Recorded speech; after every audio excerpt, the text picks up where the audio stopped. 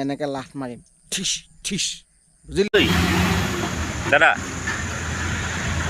ক'ত বাগৰি আছে ইয়াতে এইটো কি মদ খাই বাগৰি থকা জেগা হা ঐ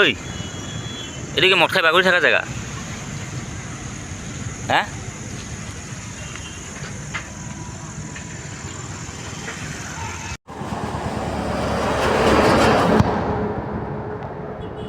ৰাইজসকল এই দুটা ভিডিঅ' হৈছে আমাৰ সোণাপুৰৰ জুবিন দা ক্ষেত্ৰৰ আপোনালোকে ভিডিঅ'কেইটা চালে চোৱাৰ পিছত আপোনালোকৰ মনত কেনেকুৱা ভাৱ মানে উপজিছে কি প্ৰশ্ন আহি আছে কি ক'বলৈ বিচাৰিছে কমেণ্ট বক্সত জনাবচোন আপোনালোকে ইয়াৰ উপৰিও মই এটা কথা কওঁ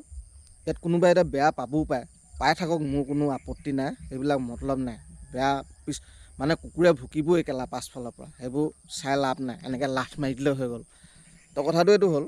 আমাৰ যে মামায়ে যে SOP বনাইছে এই জুবিন দা ক্ষেত্ৰলৈ যোৱা ৰাতি 11টা বজাৰ পিছত যাব নোৱাৰিব কিবা কৰিব নোৱাৰিব এচাম মানুহে পূৰা জ্বলি আছে কিয় যাব নোৱাৰিম কিয় নোৱাৰিম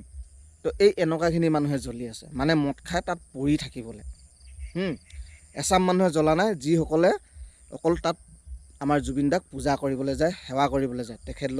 তেখেতলোকে জ্বলা নাই তেখেতলোক ৰাজি আছে মামাৰ কথাত